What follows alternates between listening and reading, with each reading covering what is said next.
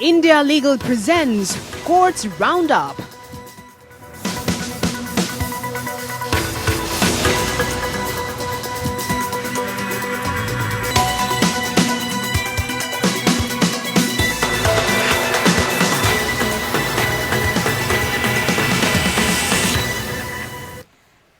नमस्कार, आप देख रहे हैं कोर्ट्स राउंडअप। मैं हूं आपके साथ प्रियंका और इस बुलेटिन में अगले आधे घंटे हम आपको कोर्ट से जुड़ी तमाम छोटी बड़ी खबरों से रूबरू करवाएंगे।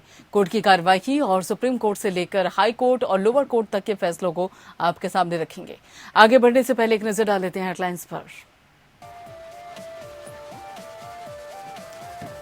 कोरोना के हालात पर सुप्रीम कोर्ट ने लिया स्वतः संज्ञान। सरकार से कोरोना पर राष्ट्रीय योजना तलब। सीजीआई ने कहा लॉकडाउन घोषित करने की शक्ति सरकार की है। दिल्ली हाईकोर्ट ने ऑक्सीजन की कमी पर केंद्र राज्य को दी चेतावनी। कहा लोग मरे तो आपराधिक कार्रवाई की जाएगी। उद्योगों को ऑक्सीजन की आपूर्ति करने के दिए निर्देश। दिल्ली हाईकोर्ट ने व्हाट्सएप फेसबुक की भारतीय प्रतिस्पर्धा आयोग के जांच आदेश को चुनौती देने वाली याचिका के खारिज। भारतीय प्रतिस्पर्धा आयोग की जांच रहेगी जारी। सांसदों विधायकों के खिलाफ मामले पर पंजाब हरियाणा उच्च न्यायालय ने 30 अप्रैल तक मामलों का मांगा विवरण। केंद्र पंजाब राज्य और पंजाब पुलिस को हलफनामा करना होगा दायर।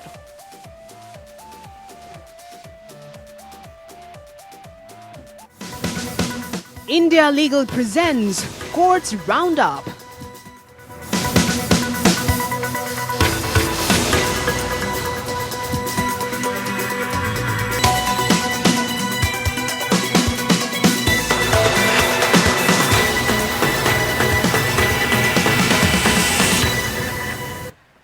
कोरोना के गंभीर हालात पर सुप्रीम कोर्ट ने स्वतः संज्ञान लिया है और सीजीआई एस ए बोबडे की अध्यक्षता वाली सुप्रीम कोर्ट की 3 न्यायाधीशों की पार्टी ने बताया जा रहा है सॉलिसिटर जनरल तुषार मेहता को कोविड पर एक राष्ट्रीय योजना बनाकर इसे पेश करने के निर्देश दिए। मामले पर सलाह देने के लिए कोर्ट ने वरिष्ठ वकील हरीश साल्वे को एमिकस क्यूरी भी नियुक्त किया और सुनवाई के दौरान कोर्ट ने कहा कि अलग अलग हाईकोर्ट में सुनवाई होने के कारण भ्रम की स्थिति पैदा हो रही है।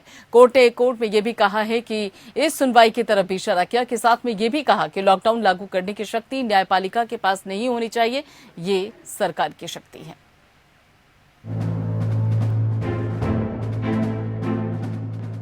देश भर में कोरोना के रोज बढ़ते मामले और साथ में दवाओं ऑक्सीजन के लिए मचे हाहाकार के बीच सुप्रीम कोर्ट ने केंद्र सरकार को लेकर सख्ती दिखाई है। सुप्रीम कोर्ट ने इस मामले में सत्ता संज्ञान लेते हुए केंद्र सरकार को नोटिस जारी कर ये पूछा है कोरोना वायरस से निपटने के लिए उनकी क्या योजना है। हाई कोर्ट में कोरोना से जुड़े मामलों की सुनवाई को देखते हुए सुप्रीम कोर्ट ने ये नोटिस जारी किया है। सुप्रीम कोर्ट ने केंद्र से ऑक्सीजन और दवाओं की सप्लाई को लेकर भी जवाब मांगा है। कोर्ट ने केंद्र से कहा है कि वो कोरोना से लड़ने के लिए अपने राष्ट्रीय स्तर पर तैयारियों की योजना बताए। कोर्ट ने वरिष्ठ वकील हरीश साल्वे को एमिकस क्यूरी भी नियुक्त किया है। सुप्रीम कोर्ट ने 4 अहम मुद्दों पर केंद्र सरकार से नेशनल प्लान मांगा है। इसमें पहला ऑक्सीजन की सप्लाई, दूसरा दवाओं की सप्लाई, तीसरा वैक्सीन देने का तरीका और प्रक्रिया, चौथा लॉकडाउन करने का अधिकार सिर्फ राज्य सरकार को हो, कोर्ट को नहीं। Chief justice S A Bobde ने इस दौरान ये भी कहा है कि मौजूदा समय में देश के 6 हाईकोर्ट में कोरोना से जुड़े मामलों की सुनवाई हो रही है। इसमें दिल्ली, बॉम्बे, सिक्किम, कोलकाता और इलाहाबाद हाईकोर्ट शामिल है। चीफ जस्टिस ने इतने हाईकोर्ट में सुनवाई को लेकर कहा कि इससे भ्रम पैदा हो रहा है। एक हाईकोर्ट को लगता है कि ये उनके अधिकार क्षेत्र में प्राथमिकता है, एक को लगता है कि ये उनका अधिकार क्षेत्र है। इलाहाबाद हाईकोर्ट के लॉकडाउन वाले आदेश का जिक्र करते हुए सुप्रीम कोर्ट ने कहा कि वो नहीं चाहती कि हाईकोर्ट ऐसा आदेश पारित करे। सीजीआई एस ए बोबडे ने कहा कि हम राज्य सरकारों के पास लॉकडाउन की घोषणा करने की सख्ती रखना चाहते हैं, न्यायपालिका द्वारा इसका उपयोग नहीं किया जाना चाहिए। वहीं सॉलिसिटर जनरल तुषार मेहता ने अदालत से ये पूछा कि क्या वह हाईकोर्ट में कार्रवाई पर रोक लगाएगी। इस पर कोर्ट ने कहा कि सरकार अपनी योजनाओं को हाईकोर्ट में प्रस्तुत कर सकती है। यदि आपके पास ऑक्सीजन सप्लाई के लिए एक राष्ट्रीय योजना है तो निश्चित रूप से हाईकोर्ट इसे देखेगा। सॉलिसिटर जनरल तुषार मेहता ने सुप्रीम कोर्ट को बताया कि देश को ऑक्सीजन की सख्त जरूरत है। सुप्रीम कोर्ट ने ऑक्सीजन की आपूर्ति और आवश्यक दवाओं के मुद्दे पर सत्ता संज्ञान लिया। पीठ ने सॉलिसिटर जनरल तुषार मेहता को ऑक्सीजन सप्लाई पर एक राष्ट्रीय योजना बनाकर इसे पेश करने या सूचित करने के लिए कहा। सुनवाई के बाद सुप्रीम कोर्ट ने केंद्र सरकार को नोटिस भेजा है। अब इस मामले की अगली सुनवाई 23 अप्रैल को होगी। Bureau report. बॉम्बे हाईकोर्ट ने कहा कि वो कोविड-19 मुद्दों पर जनहित याचिका पर सुनवाई जारी रखेगा और जब केंद्र के लिए सहायक सॉलिसिटर जनरल ने कोर्ट को सूचित किया कि सुप्रीम कोर्ट ने इससे जुड़े मुद्दों पर स्वतः संज्ञान लेने का फैसला किया है।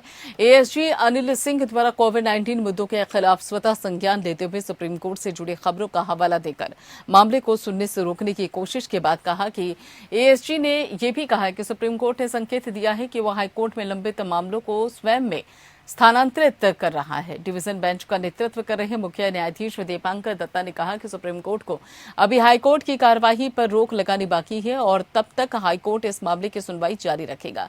हाईकोर्ट ने कोविड-19 उपचार के संबंध में अधिवक्ताओं राजेश इनामदार और साथ ही शशवंत आनंद द्वारा अस्पताल के बेड की अनुपलब्धता, ऑक्सीजन की आपूर्ति, आवश्यक दवाओं से संबंधित मुद्दों को उजागर करने के लिए दायर एक जनहित याचिका पर सुनवाई कर रहा है। मामले में याचिकाकर्ताओं की ओर से अधिवक्ता आशील शाह और साथ ही सिमिल पुरोहित पेश कर रहे हैं। सुप्रीम कोर्ट ने कोविड-19 महामारी के संबंध में ऑक्सीजन की आपूर्ति, दवा की आपूर्ति, वैक्सीन नीति से संबंधित मुद्दों पर स्वतः संज्ञान लिया था।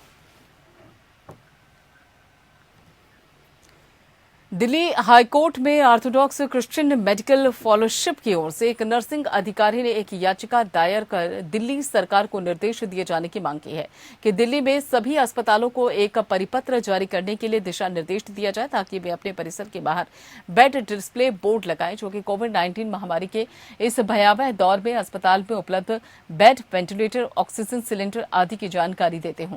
याचिकाकर्ता का कहना है कि एक नर्सिंग अधिकारी के रूप में वो फ्रंट लाइन वर्कर के रूप में भी काम करता है और इसलिए अस्पतालों में रोगियों और चिकित्सा पेशेवरों द्वारा सामना की जाने वाली कठिनाइयों से अवगत हैं। याचिकाकर्ता ने कहा कि दिल्ली में कई अस्पताल द्वारा बेड से वंचित करने के मामले जो गंभीर अवस्था में है और तत्काल चिकित्सा की आवश्यकता को पर्याप्त रूप से प्रकाश में लाया गया है। अदालत ने इस तथ्य पर ध्यान दिया कि अस्पताल के बेड और ऑक्सीजन सिलेंडर की मांग पहले की तरह नहीं बढ़ी है। याचिकाकर्ता ने प्रार्थना की कि अस्पतालों के बाहर डिस्प्ले बोर्ड लगाए जाए। इसमें अस्पताल में बेड, वेंटिलेटर और ऑक्सीजन के बारे में जानकारी देना अनिवार्य है और इसके अलावा शहर के प्रत्येक अस्पताल में स्थिति की दैनिक निगरानी के लिए भी प्रार्थना की गई।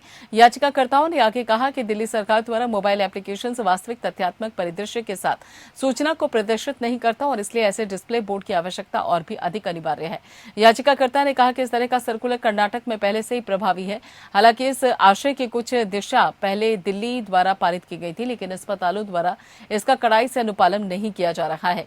ये याचिका एडवोकेट रॉबिन राजू और साथ ही MP श्री गणेश की ओर से दायर की गई है।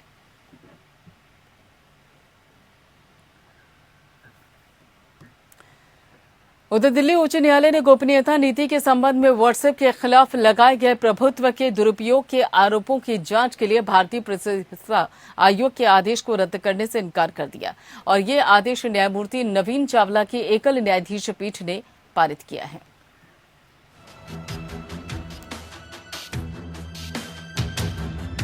दिल्ली हाईकोर्ट के न्यायमूर्ति नवीन चावला की एकल न्यायाधीश पीठ ने भारतीय प्रतिस्पर्धा आयोग या कंपटीशन कमीशन ऑफ इंडिया के आदेश के खिलाफ फेसबुक और व्हाट्सएप की चुनौती खारिज की है।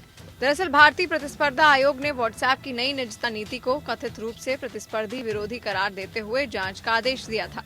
कोर्ट ने कहा कि याचिका में कोई भी मेरिट नहीं पाया गया और कोर्ट ने भारतीय प्रतिस्पर्धा आयोग के जांच के आदेश को रद्द करने से इनकार कर दिया। इस मामले में 3 संबंधित पक्षकारों द्वारा तर्क दिया गया। इसमें प्रमुख रूप से व्हाट्सएप के लिए senior advocate Harish Salve, Facebook के लिए सीनियर एडवोकेट मुकुल रोहतगी और CCI के लिए अतिरिक्त सॉलिसिटर जनरल अमन लेखी पेश हुए।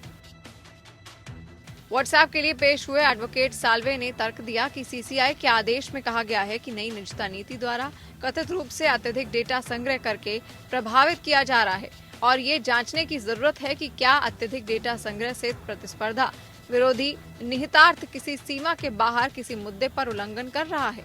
एडवोकेट साल्वे ने आगे कहा कि पुरानी नीति में कोई नई चीज जोड़ी नहीं गई है और नई नीति को विशुद्ध रूप से व्यापार और वाणिज्य उपयोगकर्ताओं के लिए बनाया गया है ताकि उन्हें एक विशेष तरीके से व्हाट्सएप का उपयोग करने के लिए सक्षम बनाया जा सके।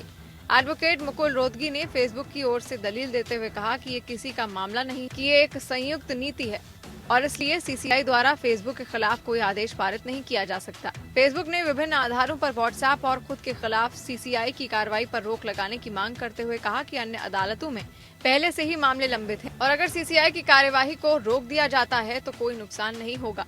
दूसरी ओर CCI के लिए ASG अमन लेखी ने तर्क दिया कि ये मामला निजता का नहीं बल्कि डेटा तक पहुँच का है और इसलिए CCI अपने दायरे में रहकर अपना काम सही से कर रहा है।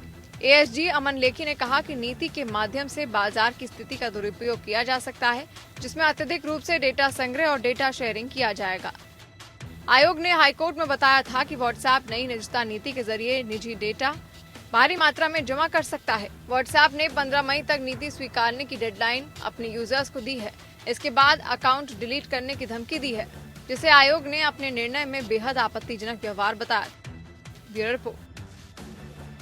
दिल्ली हाईकोर्ट में ऑक्सीजन की कमी पर सुनवाई हुई और इस दौरान कोर्ट ने केंद्र और दिल्ली सरकार को मामले की गंभीरता समझने के लिए कहा और साथ ही चेतावनी दी कि अगर निर्देश नहीं माने गए और लोग मरे तो आपराधिक कार्रवाई की जाएगी। कोर्ट ने उद्योगों को कोविड-19 आपातकाल के लिए ऑक्सीजन की आपूर्ति करने के लिए भी कहा है।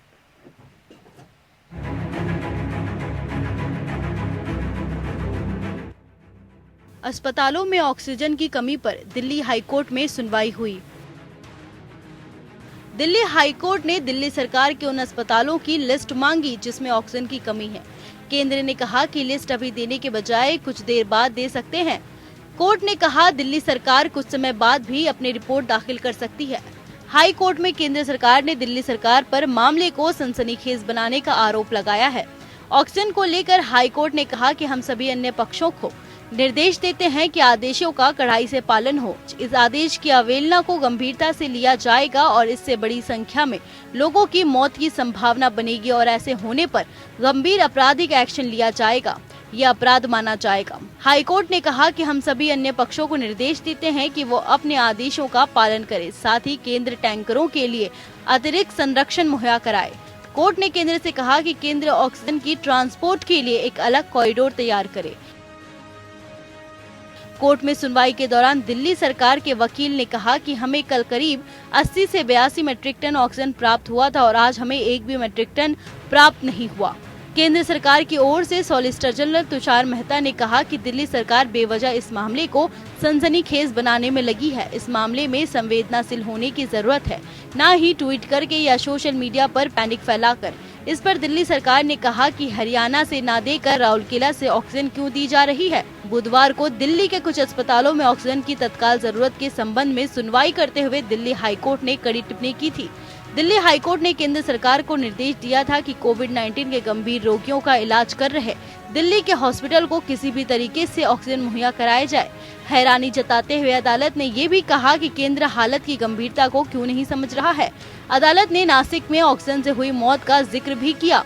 दिल्ली हाईकोर्ट ने कहा कि उद्योग ऑक्सीजन की आपूर्ति के लिए कई दिनों तक इंतजार कर सकता है, लेकिन यहाँ मौजूदा स्थिति बहुत नाजुक है और संवेदनशील है। हाईकोर्ट ने कहा कि अगर टाटा कंपनी अपने ऑक्सीजन कोटे को डाइवर्ट कर सकती है तो दूसरे ऐसे क्यों नहीं कर सकते? क्या इंसानियत की कोई जगह नहीं बची है? ये हास्यास्पद है। Bureau report. बॉम्बे हाईकोर्ट को दिए गए हलफनामे में केंद्र सरकार ने बुजुर्गों के लिए डोर टू डोर वैक्सीनेशन न करने की कई वजहों का हवाला दिया। मुख्य न्यायाधीश दीपांकर दत्ता और साथ ही न्यायमूर्ति JS कुलकर्णी की खंडपीठ एक जनहित याचिका पर सुनवाई कर रही है, जिसमें 75 साल से अधिक उम्र के वरिष्ठ नागरिकों, विशेष रूप से विकलांग व्यक्तियों और गंभीर बीमारियों से पीड़ित लोगों के लिए डोर टू डोर वैक्सीनेशन की मांग की गई।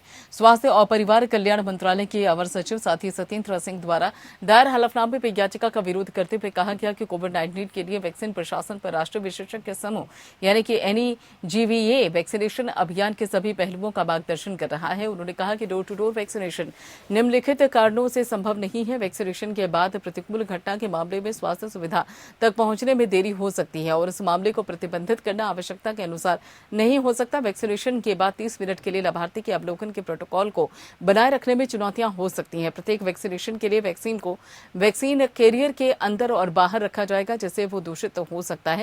और इसके अलावा बताए गए तापमान से अधिक तापमान पर वैक्सीनेशन डोज यानी खुराक का असर प्रभावित हो सकता है और वैक्सीनेशन के बाद प्रतिकूल घटनाओं की आशंका को बढ़ा सकता है। जो होगा वैक्सीन आत्मविश्वास और कार्यक्रम के प्रदर्शन के लिए हानिकारक है। और ये भी कहा गया है कि प्रत्येक लाभार्थी तक पहुंचने के लिए अधिक समय लगेगा, जैसे वैक्सीनेशन डोज का अपव्यय हो सकता है और डोर टू डोर वैक्सीनेशन के दौरान सोशल डिस्टेंसिंग के प्रोटोकॉल का पालन करना मुश्किल हो सकता है।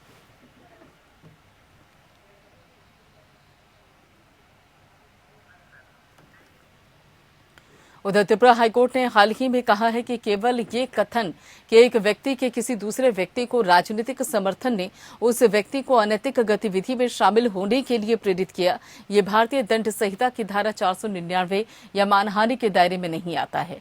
न्यायमूर्ति अरिंदम लोध की खंडपीठ ने आगे कहा कि इस तरह के बयान को आईपीसी की धारा 499 के तहत मानहानि नहीं माना जा सकता। कोर्ट के समक्ष मामला याचिकाकर्ता सुबल कुमार डे पब्लिशर और संपादक है और भारतीय कम्युनिस्ट पार्टी के पूर्णकालिक कार्यकर्ता वनकोरा चक्रवर्ती यानी शिकायतकर्ता ने याचिकाकर्ता के खिलाफ एक शिकायत दर्ज की थी, जिसमें आरोप लगाया गया था कि सियंदन पत्रिका में प्रकाशित कुछ समाचार के प्रकाशन से उनकी बदनामी हुई है और शिकायतकर्ता द्वारा यह आरोप लगाया गया है कि 22 सितंबर 2008 को उसके और साथी काजल बॉम्बे के खिलाफ दुर्भावनापूर्ण इरादे से सियंदन पत्रिका में एक समाचार प्रकाशित किया गया था और उस समाचार में शिकायतकर्ता के खिलाफ पूरी तरीके से झूठी और मनगढ़ंत स्टोरी प्रकाशित की गई थी। ट्रायल कोर्ट ने आरोपी याचिकाकर्ता को आईपीसी की धारा 500 और धारा 502 के तहत दंडनीय अपराध के लिए दोषी ठहराया और सजा सुनाई। इसके खिलाफ आरोपी याचिकाकर्ता ने पश्चिम त्रिपुरा के अगरतला के सत्र न्यायाधीश के कोर्ट के समक्ष अपील की और सत्र न्यायाधीश ने सुनवाई के बाद और अदालत के सजा के आदेश को बरकरार रखा। इसके बाद आरोपी याचिकाकर्ता ने हाईकोर्ट के समक्ष सत्र न्यायाधीश के फैसले और सजा के आदेश के खिलाफ समीक्षा याचिका दायर की। कोर्ट ने दोनों पक्षों को सुनने के बाद कहा कि मानहानि के मुकदमे में शिकायतकर्ता उस समाचार या प्रकाशन के कुछ हिस्सों के बारे में बताने के लिए कानूनी रूप से बाध्य है जिसमें उसकी बदनामी हुई। कोर्ट ने आगे कहा कि आरोपी को इसके खिलाफ लगाए गए वास्तविक आरोप को जानने से वंचित रखा गया। कोर्ट ने अंत में ट्रायल कोर्ट के साथ साथ अपील ही अदालत के समक्ष हुई पूरी कार्यवाही को रद्द कर दिया और इसके साथ ही निचली अदालतों के सजा के आदेश को भी पलट दिया।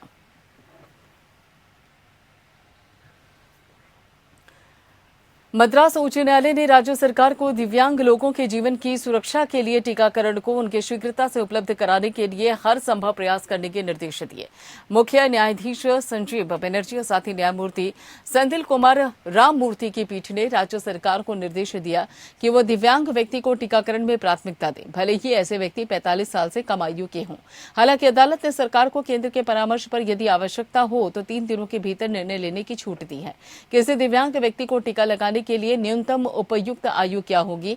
अदालत एक मीनाक्षी बालासुब्रमण्यम की याचिका पर सुनवाई कर रही थी, जिससे कोविड-19 वैक्सीन को प्राथमिकता पर दिव्यांग व्यक्तियों को मुहैया कराने के लिए केंद्र को निर्देश देने के लिए मंडामस किरिट जारी करने की प्रार्थना की थी। याचिकाकर्ता ने यह पेश किया कि दिव्यांग व्यक्ति अधिक असुरक्षित है और ये दावा किया कि वो दूसरों की तुलना में कम से कम 6 गुना अधिक जोखिम वाले। याचिकाकर्ता ने सुझाव दिया है कि उम्र का प्रतिबंध जो अन्यथा प्रचलन में था विकलांग व्यक्तियों पर लागू नहीं किया जाना चाहिए। शुरुआत में अदालत ने यह भी कहा कि दुर्भाग्य से संघ की ओर से कार्रवाई की कमी ने इस मामले में देरी की है और केवल आज ही संघ द्वारा कुछ दस्तावेज दायर किए गए हैं। हालांकि राज्य सरकार द्वारा राज्य भर में चलाए जा रहे सभी टीकाकरण केंद्रों पर एक अलग काउंटर केवल विकलांग व्यक्तियों के लिए प्रदान करने के लिए सहमत जताई गई है। न्यायालय ने राज्य के बयान को भी दर्ज किया और सभी सरकारी टीकाकरण केंद्रों में पूरे दिन एक अलग काउंटर होगा। जब ऐसे केंद्रों पर टीकाकरण किया जाएगा तो विकलांग व्यक्तियों के लिए विशेष रूप से इंतजाम किया जाएगा।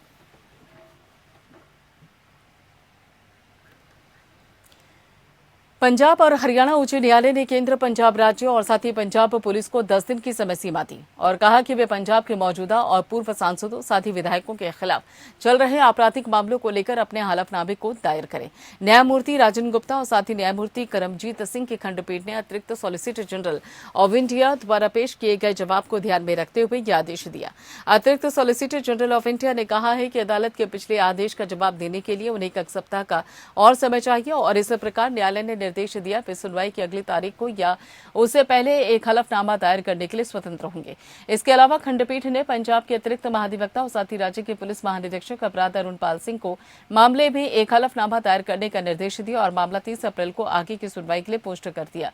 ये देखा जा सकता है कि उच्चतम न्यायालय के आदेश के अनुपालन में पंजाब एंड हरियाणा हाईकोर्ट ने वर्तमान पूर्व विधायक के लंबित आपराधिक मामलों की तेजी से सुनवाई के लिए स्वतः संज्ञान लिया था। शुरुआत में एमिकस क्यूरी ने अदालत को अवगत कराया था कि रजिस्ट्री द्वारा उसे दी गई जानकारी के अनुसार केवल 2 मामले उच्च न्यायालय के एकल न्यायाधीश के समक्ष लंबित हैं। आगे कहा गया है कि सुनिश्चित करने के लिए रजिस्ट्री से नए निर्देश प्राप्त कर सकते हैं कि सांसदों विधायकों से संबंधित कोई भी मामला जो भी सूची से बाहर नहीं किया गया है और इसके अलावा न्यायालय ने भारत संघ केंद्रीय अन्वेषण ब्यूरो प्रवर्तन निदेशालय आदेश के कोऑपरेटिव भाग के रूप में अन्य केंद्रीय जांच एजेंसी ने मुख्य रूप से उल्लेख किया है और राज्य द्वारा स्थापित सभी आपराधिक मामलों की सुनवाई की निगरानी की जानी है। कोर्ट्स राउंडअप में फिलहाल इतना ही। India Legal presents Courts Roundup.